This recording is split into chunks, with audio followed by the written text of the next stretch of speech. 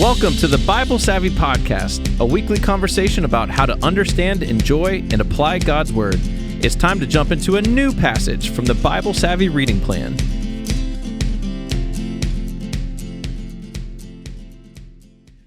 Hey everybody, welcome back to the Bible Savvy Podcast. You may be looking at this, if you're watching for sure, and saying, hang on a second, why isn't David there? Is he ever coming back?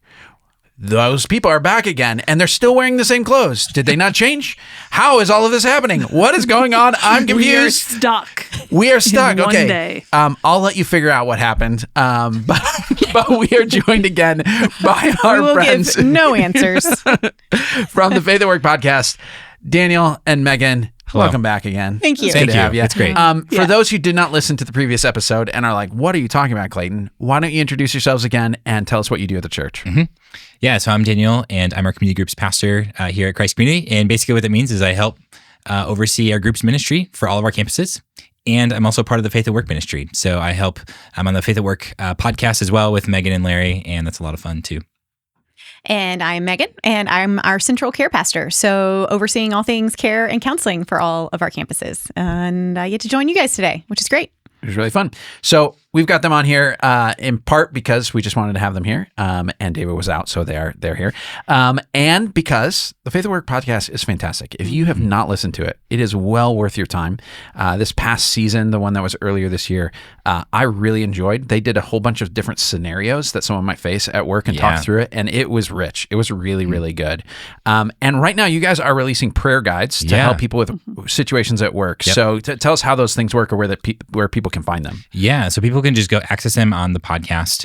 You can go there and you'll find several audio prayer guides, and they're organized around different situations you might encounter at work. So maybe it's anxiety or feeling purposeless or whatever the situation might be, and it helps you pray through that situation. You know, a lot of times we can feel hopeless or encounter these situations, and it's really designed to bring it before God so that you can enter into prayer. Yeah, it's really good stuff. All right, Daniel, since you are now, a returning guest here. Here we go. You get to ask the question. Yes. You get to ask the Here question we go. today. I've been promoted. That's great. Well, we have Thanksgiving coming up. And so I was thinking about Thanksgiving, and maybe you go back home or visit family, and I was thinking about nostalgia. And so I was thinking about, what is a smell that's nostalgic for you? All right. What do we got? Mm-hmm. I can go. My nostalgic smell is kind of that church basement smell.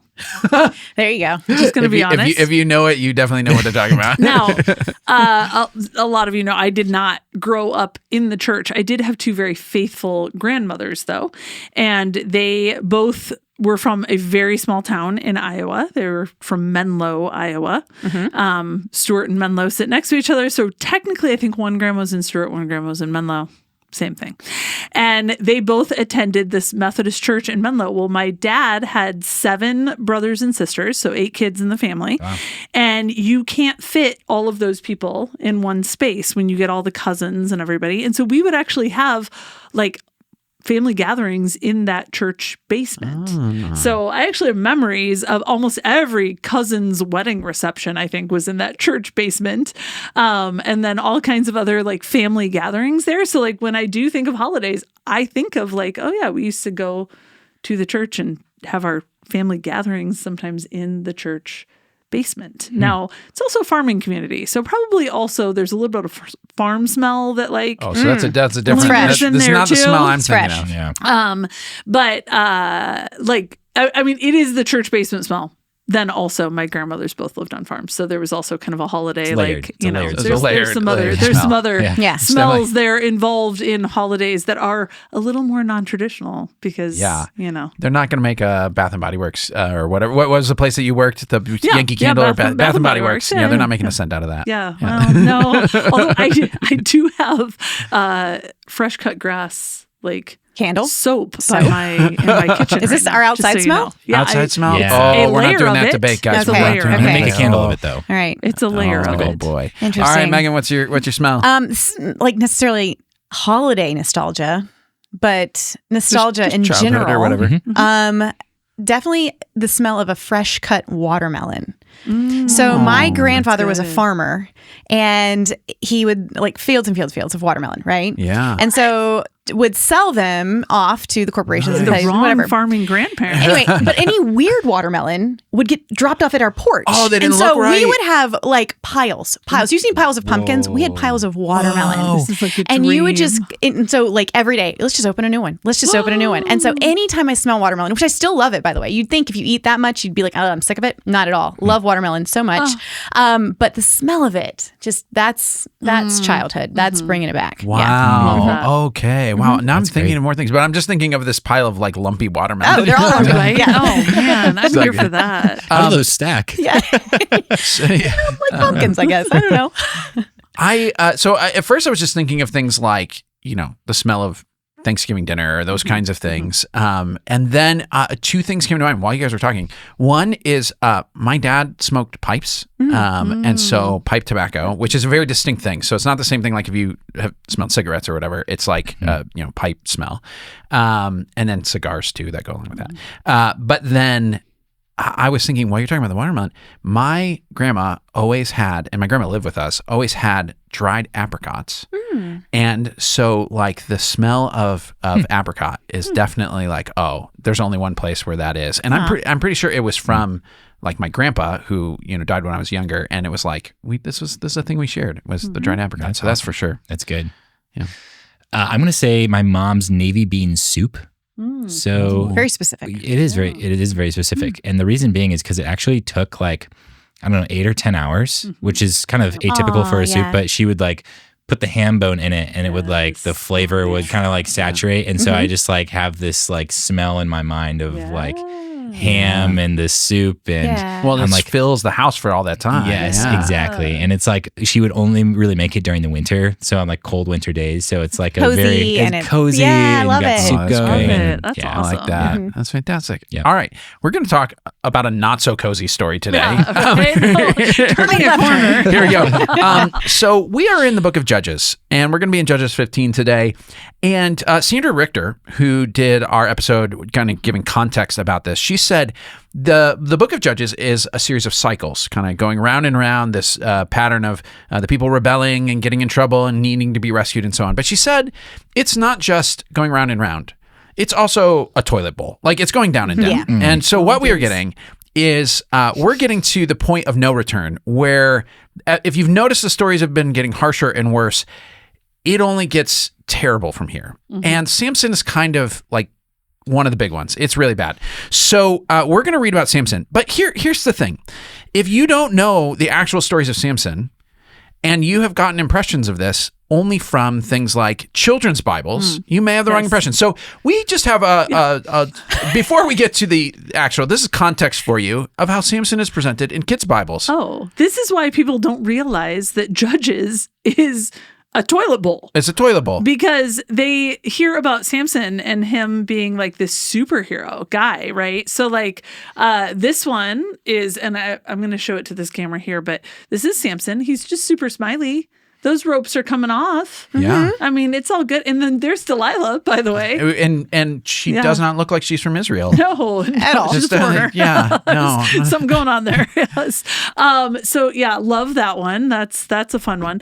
This one is it's the story that, it's just a few lines here. Samson fights a lion. Samson was the strongest man in the world. God made him strong. One day a lion jumped at Samson. What would Samson do? God helped Samson. He gave Samson great strength. Samson grabbed the lion's mouth. He killed the lion with his hands. God really did help him, didn't he? Oh my gosh. That was right there. This is, mind you, in the toddler's Bible, 101 bite-sized Bible stories your toddler will love. That's true. Bite-sized, in quotes on the back. He's ripping that lion's face off. He's literally it's breaking just his like totally jaw. breaking his jaw. Yeah. Clayton. Samson grabbed the lion's mouth. He killed the lion with his hands. Okay, you got what one more. This one. This Courtney, one, thank you for not talking to us like this all the time. Right here is like, Oh my gosh. crazy. yes, look at him. He is like muscle. This I was distracted by the muscles, but the one next to it, go back. The way Delilah's like scratching under the chin there. Hello. Oh man. Yeah. Look at that. These are, This is definitely a video one. If you're listening audio, you got to watch it. Yeah. He's Wow, like, that's intense. Yeah, these that's are intense. super intense. It's very and nice teeth in that one. He does. So, in case you need to picture him, now I actually looked for those because when Adley was little, my daughter, we had one that had like this little chubby baby Samson, and he had like long hair, and he's like holding a jawbone. Yeah. Isn't he cute? I always skipped that page. Just Did couldn't do not it. make Yeah. sense. Yeah. So here's the reality we're going to find out as we read this story. Samson is often presented as muscle man superhero. You know, it's, action and exciting. Maybe it gets the boys into, reading the Bible or something. But the actual story is incredibly tragic. So It is so sad. Here we go. Let's read in. Well, actually, I might need to set up some of this. There is a first part of this story, by the way. Yeah, there is. So in order to understand what's going on, you need to know that Samson was, God actually predicted that he would be born. He came to his parents and said, you're going to have a son and he's going to rescue Israel, which sounds really great. We've had stories like that, and it's like, really cool people. In this case, he grows up, and one of the very first things he does is he tells his parents, he's like, you know what? I see that Philistine over there. And so the Philistines are their enemies. And he says, that Philistine woman, I want you to get her for me. And so his parents arrange a marriage with this Philistine woman. And of course, the Philistines don't like Samson, and Samson's people don't like the Philistines. So all sorts of conflict ensues. And Samson essentially messes with his wife's family. And they cheat him of things. And so he takes out vengeance and starts to kill them. And as a result, they say, you know what? We're taking your wife back. And so they say, instead of you being married to her, we're going to arrange a marriage to somebody else and give her to one of your friends, which is literally what it says. And this story picks up after that. So apparently Samson has not seen his wife for a while and does not know what has happened to her. And we begin in verse 1. Yes. Later on, at the time of wheat harvest, Samson took a young goat and went to visit his wife. He said, I'm going to my wife's room, but her father would not let him go in. I was so sure you hated her, he said, that I gave her to your companion. Isn't her younger sister more attractive? Take her instead. Samson said to them, this time I have a right to get even with the Philistines. I will really harm them. So he went out and caught 300 foxes and tied them tail to tail in pairs. He then fastened a torch to every pair of tails, lit the torches, and let the foxes loose in the standing grain of the Philistines. He burned up the shocks and standing grain together with the vineyards and olive groves. Then the Philistines asked, who did this? They were told, Samson, the Timnite's son-in-law, because his wife was given to his companion. So the Philistines went up and burned her and her father to death. Samson said to them, since you've acted like this, I swear that I won't stop until I get my revenge on you. He attacked them viciously and slaughtered many of them. Then he went down and stayed in a cave in the rock of Etam. The Philistines went up and camped in Judah, spreading out near Lehi. The people of Judah asked, why have you come to fight us? We have come to take Samson prisoner, they answered, to do to him as he did to us. Then 3,000 men from Judah went down to the cave in the rock of Etam and said to Samson, don't you realize that the Philistines are rulers over us? What have you done to us? He answered, I merely did to them what they did to me. They said to him, we've come to tie you up and hand you over to the Philistines. Samson said, swear to me that you won't kill me yourselves. Agreed, they answered. We will only tie you up and hand you over to them. We will not kill you. So they bound him with 2 new ropes and led him up from the rock. As he approached Lehi, the Philistines came toward him shouting. The Spirit of the Lord came powerfully upon him. The ropes on his arms became like charred flax, and the bindings dropped from his hands. Finding the fresh jawbone of a donkey, he grabbed it and struck down 1,000 men. Then Samson said, with a donkey's jawbone, I have made donkeys of them. With a donkey's jawbone, I have killed 1,000 men. When he finished speaking, he threw away the jawbone, and the place was called Ramath Lehi. Because he was very thirsty, he cried out to the Lord, "You have given your servant this great victory. Must I now die of thirst and fall into the hands of the uncircumcised?" Then God opened up the hollow place in Lehi, and the water came out of it. When Samson drank, his strength returned, and he revived. So the spring was called En-Kor, and it is still there in Lehi. Samson led Israel for 20 years in the days of the Philistines. All right, let's talk about the O and comma. Observations. What do you all see in this passage? One thing you said earlier, Clayton, was like how this is just a cycle, right? And the toilet bowl cycle is kind of the reference here, but this is what we're seeing here too. So this cycle of retaliation. This is an observation. Yeah. So verse 2, and then 3 happens, and then 5, and then 6 happens, and then 7. It's they did this, and I did that, and then they did this, and so I did that, and it's just never ending cycle of retaliation. No one's able to stop the violence. Yeah, back and forth, man. Yeah, and they're very extreme actions. Like Yes. when you look at the types of actions that are being taken, when Samson ties a bunch of foxes together and which that's very creative, very interesting. But he sends it into their grain fields, and I would have to imagine that's a very costly thing to do, right? You're burning up someone's crops, and in an agrarian society, like that's a really big deal. That's your livelihood. And so obviously they're very upset about that. And then you see later on the Philistines went up and burned her father, and burned her and her father to death. Like very extreme things that are happening. Yes. So we're not talking about like little things back and forth. Like this is like really significant. Yeah. Big stuff. Just in the very beginning, Samson takes this young goat, and it's later on at the time of wheat harvest. There's like time that's passed, right? He shows up with a young goat, and he's like, going to my wife's room. And the father's like, wait, I thought you hated her, so I gave her to somebody else. And isn't her younger sister more attractive? Like, It is so messed up. His poor wife, for one thing, like she's gotten drugged through the mud a little bit here, and it's not good. But also like it just messed up family dynamics. Like So messed up. what?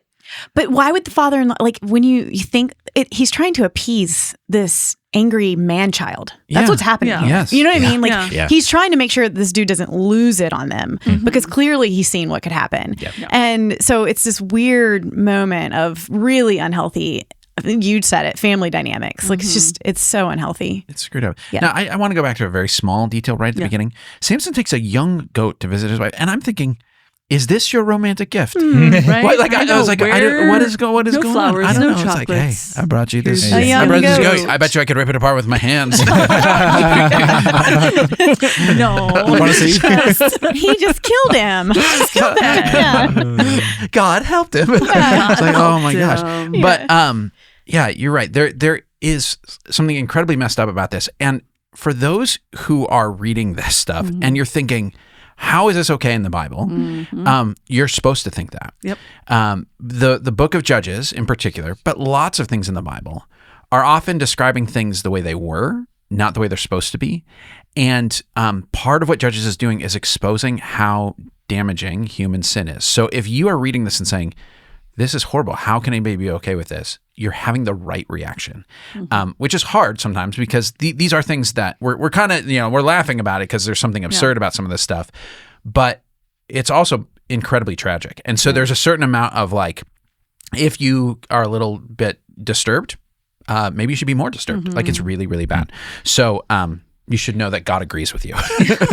Well, and it's, a little kind of side note. I was just teaching the kids. We were doing the gospel. We were doing the God's Good News books last night at Epic. And one of the things that a kid had asked me about and I was talking about was the idea of like the knowledge of good and evil and how it's like the experience of evil. Like when they ate from the tree, you introduce the experience of it. And this, like the book of Judges, this is the experience of it. Like this is the full experience of evil. And if we haven't fully embraced it, as we've gone through these first few chapters of the Bible, you get to Judges and it's like, oh, yep.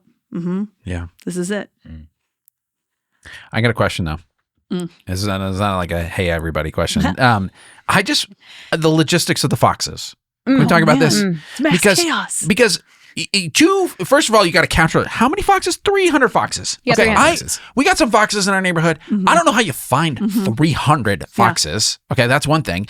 But then you tie them tail to tail. Tail to tail. Okay. Yeah. That feels This like is it's calculated a thing for one that you thing. can do. Yeah, oh, yeah. Like if you said, Just like your is shoelace. Is it possible to tie tail to tail? Yes, I'm sure it's possible. Okay, but you did this to 150 pairs, and then you lit torches. Stuck in between And them. stuck in between. How do you keep the torch standing up in any way? And I realize it's meant to cause It chaos. don't matter. It doesn't matter. Mass chaos. But man. also, you ever light birthday candles and you're like, I gotta get all of it, but these are torches and they're in boxes and they're just You know like, what I'm is saying? it just one and send them off? It's like That's it. fireworks. It's just gonna let them. Like, whoa, got another one. And What how does the long? fox say?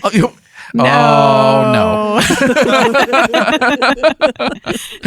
Anyway, I bet he did. some in that people field. find certain things in the Bible hard to believe. This is mine. Yeah.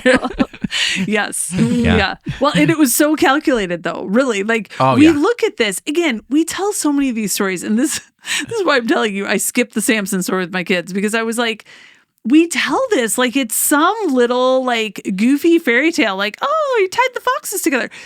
He spent the time to get 300 foxes. And who knows how long that time corralled. was? How long? Yes. He tied them all together and then he burned their entire livelihood. Like, Yes. this is what this is about. This is not just like a fire in the field and he's watching these foxes run around.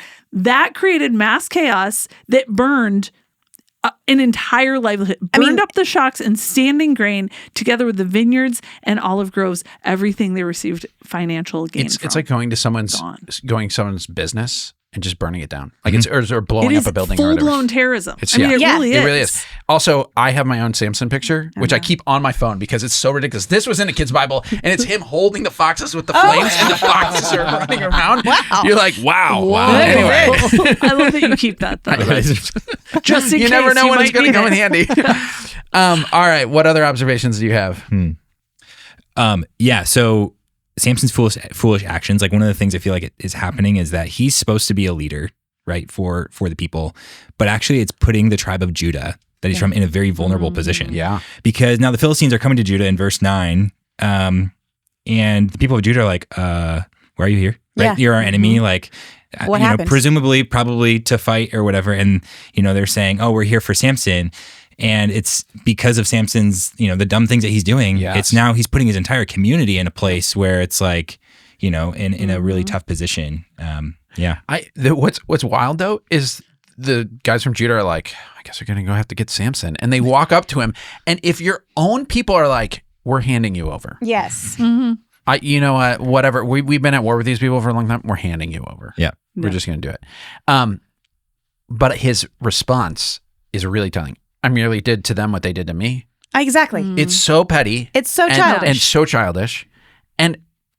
But the hard part is, I can relate, right? Yeah. Like you know that the feeling inside of you, and maybe it is from my childhood or whatever. Like when I was, less, more impulsive or whatever. But like Yeah. still, I mean, that but feeling to be of, fair, like, when you're in traffic and someone Yes. comes and cuts you off in traffic, Oh. don't act like we all Yeah. don't want to have that moment of like, I could get in front of you and just possibly brake check you right now. yeah. I mean, and the justification of it. yeah, sure. exactly. You just did this to me. I could. Yeah, Yeah. you feel it. You Megan, feel that was it? me this morning when you were doing Oh, my bad. Okay. Yeah, you do feel it. I think that's the or think even like in marriage, right? So like if so Chase is my husband, and so let's just say he's the one that takes the trash out, and I'm the one that's supposed to vacuum the floors or something. Let's be real, we have our children do both those things. But anyways, let's just say that's the case. If we lived in a marriage like this, we're like, I'm sorry, man, if you don't take out the trash, I'm not vacuuming the floors. Or if you do, then I will. Is that contractual? But this is contractual to the extreme, right? Where God is calling us to live in covenantal living, where we live from the character that he's cultivated in us and is developing in us, but we're not seeing this here. And we see then, like you said, Clayton, the sad destruction that this can take us to. And we can all fall prey to it. I mean, not the tying the foxes, but It just takes a lot of work to do that.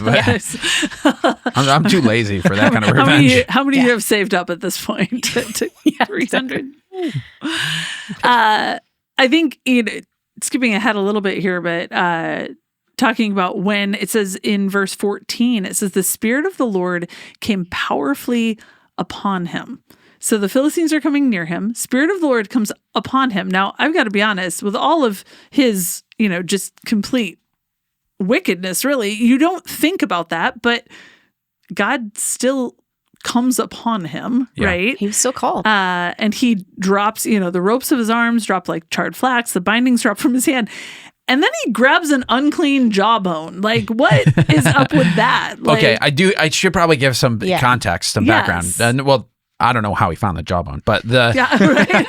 but when Courtney says happens. unclean, this is what's important to know. So there was a special vow that someone could make in Israel, like so you think about like the priests and the Levites, they had certain rules that were on them because they had a special assignment to go in the tabernacle, and so there's kind of a higher level of behavior or cleanness or whatever that they needed to have.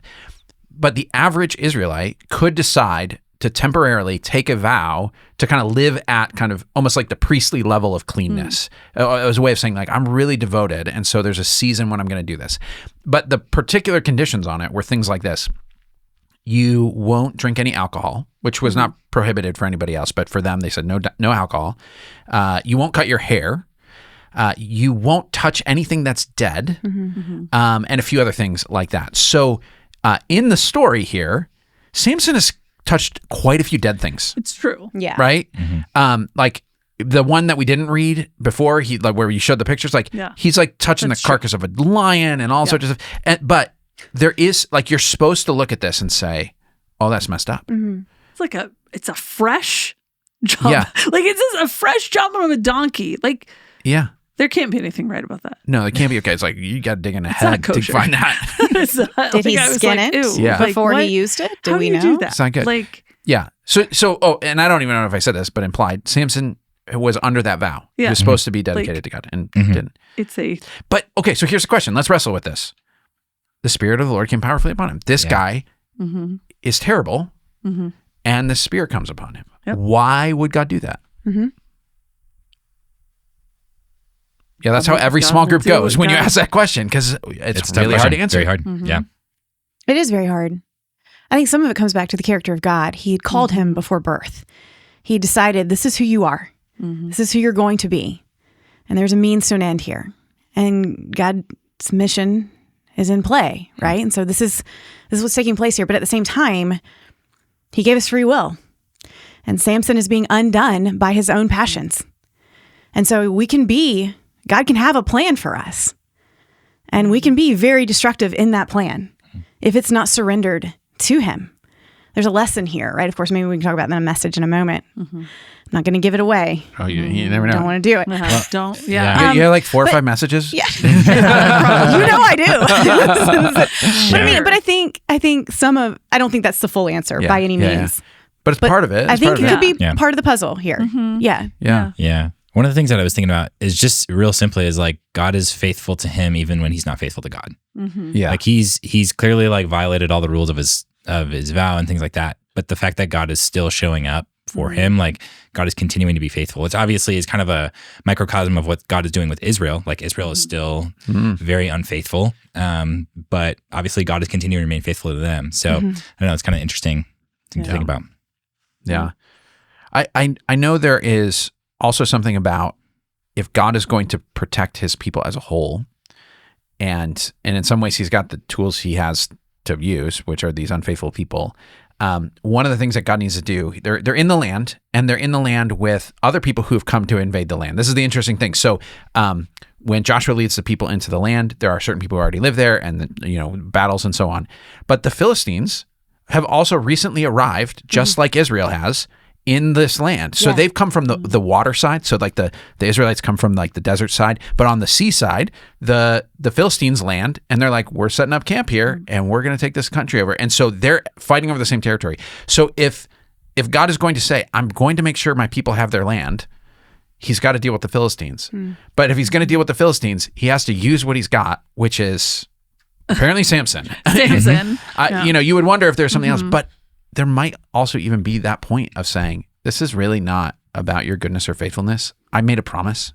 And so you guys are horrible, but I'm going to do what I said I was going to do. And it needs to be done. Yeah. And there was a part in an earlier part where it says, they didn't know that God was, looking for a way to, or was planning a way to, take out the Philistines or whatever. Yeah. But it doesn't mean that Samson was right in any of the things that he did. Right. There's basically no good decisions here. No. In verse 16, it says, then Samson said, and it's almost like there's like a Dr. Seuss book here. Yeah.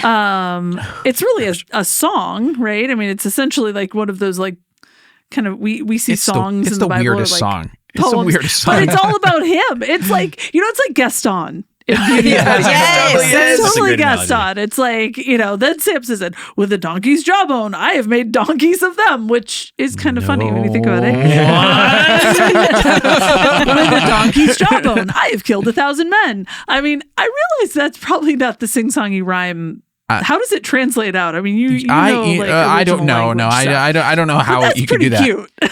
like I'm pretty sure I read that in one of these children's Bibles. It's definitely in there.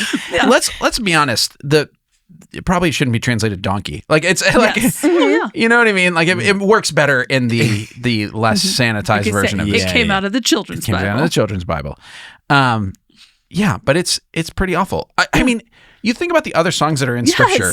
The first ones, Miriam it's like Adam meets Eve, and it's like, and like oh, the Red Sea, or even already we've gotten like didn't Deborah sing a song? Yes. He's like, oh, this is awesome, and Samson's like, he's like, I have done this. There's a lot of eyes in the song, like isn't there? donkeys, and I have done But this. here's the deal: we laugh at it. But have any of you listened to Carrie Underwood when he cheats and she's out there slashing the tires and tug my kid, all of this. I got this. Why are you singing the song? He knows it. But people enjoy those songs, right? Yeah, They do, man. Like revenge true. songs. Yeah. I'm not going to hate. Feel satisfying. People love Taylor Swift for that very Let's be reason. honest. Yeah. Like that Every very album That until is the most so recent true. one, Yeah. which I'm not recommending. You've listened to those? No, that's why I'm not recommending. That's why I'm not. I have not. So. Yeah, no, it's reputation precedes it. Anyway, we're getting off track, but the point is, It's true. Yeah. Samson is on the outside what many of us can recognize on the inside. That's the hard part about this. Like we're supposed to be disturbed by him, and we're also supposed to see I could be that guy. I could be that guy. Yeah. That's a weird place to be. Yeah. Any other observations here? Well, yeah. Then right after he sings the song, right, he throws away the jawbone. And then he says, because he was very thirsty, then he cries out to the Lord. So I did all these things. I killed all these people. I made them look like donkeys. But then he's like, God, you gave me great victory. Must I now die of thirst and fall into the hands of the, like, really? Yeah. Are you kidding me right now? Yeah. And the fact that God answers his request. That's the unique You know what part I of mean? me, where God's Yes. like, let me open up this hollow for you Yes. and Yeah. give you this Yep. water now Yes. that you've done this thing. But Yeah. it's two things. It's how bad is he? He's just like pure appetite. That basically at the final detail of this incident is like, I'm so thirsty, I can't do anything. I'm gonna die. Middle school boy. It's middle school boy. Middle school boy. He's And probably then- wearing shorts. Yes. With flip flops. And slides, shorts and slides. And socks. That's it. Slides. But then we read the book of Numbers. It was about a year ago now. But this was Israel did. They're wandering through the desert, and over again, they're like, we're hungry, we're thirsty. Why do I have to do this? You did all this, and you're gonna abandon me. And God's like, okay, here we go again. And he provides it. And even there, you're not supposed to think these are good guys that earned it. You're supposed to think these are bad guys that don't deserve it. Why is God being so good? And I think this is you're meant to think of those kinds of things. All right, I think for the M in comma meditation, I could not come up with something like this. This is a hard one. I actually think that this is one that provokes me to say, all right, here's the moment for self-reflection. Right? Oftentimes when you read a story and you are seeing awful things, the instinct is to be like, they're bad. But what the Bible wants you to do is say, this is a mirror. Where do I see this in myself? So here's what we're going to do for 45 seconds. Give you a chance to start the conversation with God and say, are there any things, maybe not in as dramatic a way, but things that we see in Samson that might actually have some roots in my own heart?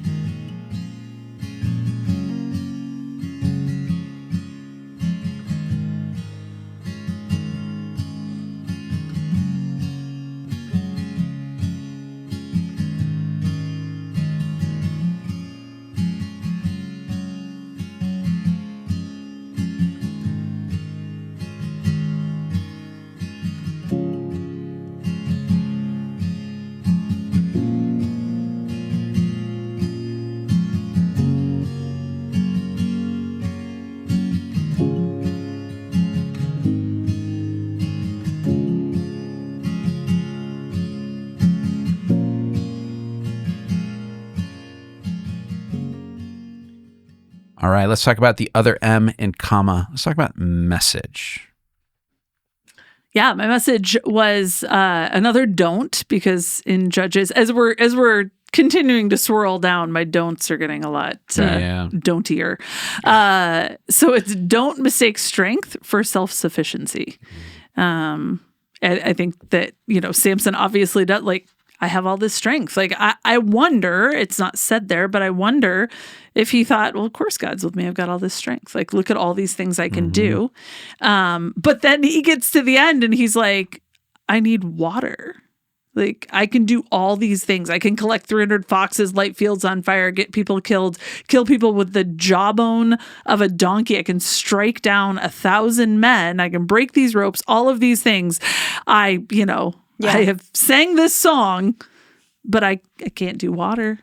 Like, God's the creator, like level. The most basic thing. Like, I am not self-sufficient. Like, there comes this moment where I think he's mistaking his strength for self-sufficiency. And so, my message was, my don't this time was don't mistake strength for self-sufficiency. Nice. My message is essentially that life is a cycle. Like, it's a cycle that keeps going. So that we see the retaliation cycle that I referenced earlier when we were talking. But here, I read a quote by Spurgeon. He said this from one of his sermons that's called The Fainting Hero, if you guys want to look it up. But he points out in that sermon regarding the cry out for thirst.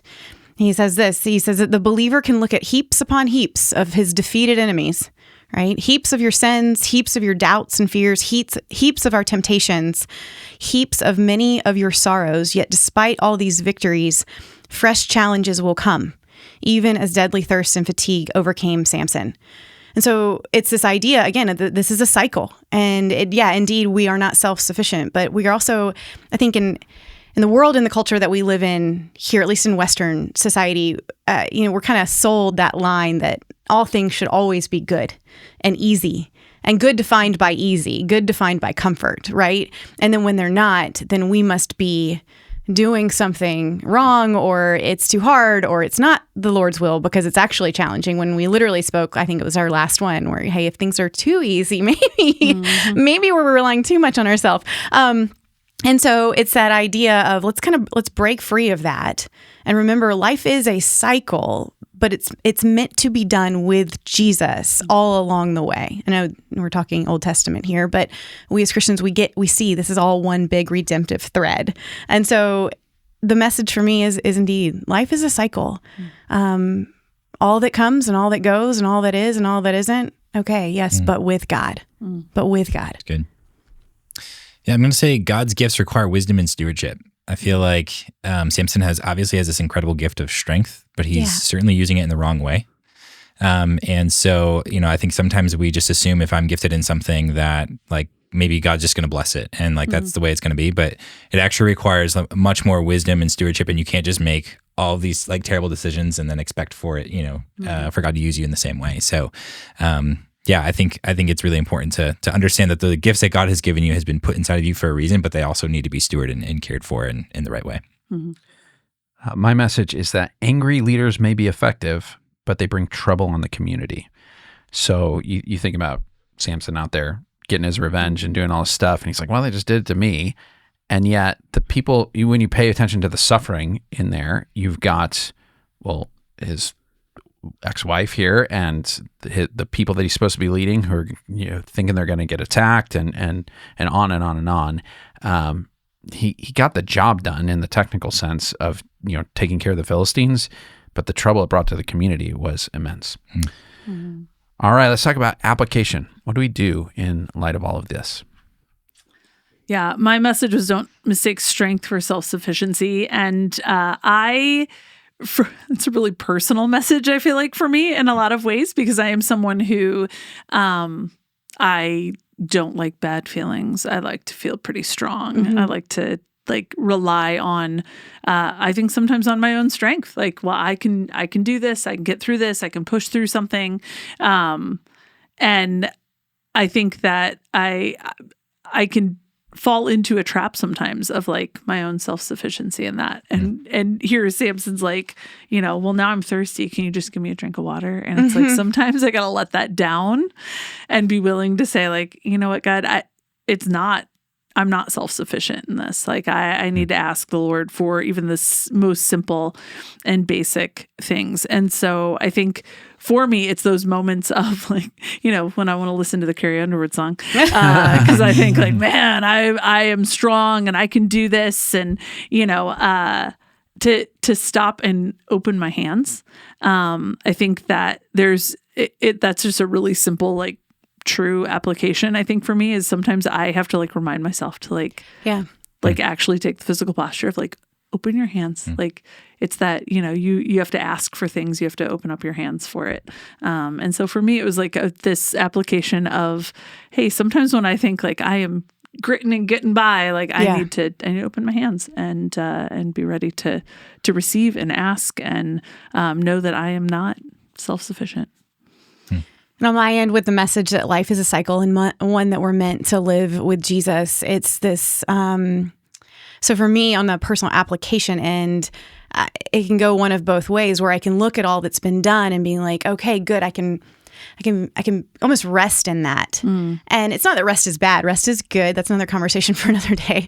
But it's that also what we don't want to do is get complacent in that of saying, well, yeah, I've done enough. Because in that, then that done enough language, it can quickly shift to other people need to be doing more. For me, at least, that's where it can go. And it's like, no. Like, it's not that you've done enough. God's not done with you. There's still more to be done. Bring you to the table each day and let me tell you, what this needs to look like. But you're doing this with me. So there's that end of it. And then the other end can also be when things are hard, when things are challenging, or when things kind of fall flat that you've worked on or planned or tried or whatever it may be, whether it's in work or family or ministry or your own life, individual, personal growth and such. And so it's looking at that too, and it's saying, okay, this is just a hard season, but we're with God. Like He's with us, and that's never undone. And so we don't have to be, you know? Yeah. It's good. Yeah. My message was God's gifts require wisdom and stewardship. And so for an application, I usually like to frame my application in terms of a question. The way I was kind of thinking about it is there any way that I'm misusing, abusing the gifts that God has given me, or even just using them like for personal benefit? And I feel like I need to reflect on that a little bit more, because I don't know if I have like a direct answer right in this moment of like, oh, this is the way that I'm doing it, but making sure that I'm actually stewarding and using the gifts that God has given me, and not using them solely for social or for personal benefit, but using them to bless other people in the way that they're designed for. Yeah. So my message was angry leaders may be effective, but they bring trouble on the community. And so my application is to ruthlessly root out personal anger. I do think there's a place of anger especially harmed unto others and those sorts of things. There's some appropriate things, but there's something, sometimes we justify our anger by saying, well, it could be anger at a righteous thing. But most of the time I find when I am justifying anger that is about something that's happened to me personally, not in every moment, but most of them, it's usually anger that's not okay. It's not, what is, I think James says it, it's the human anger doesn't bring about the righteousness of God. There's something about us being motivated by that.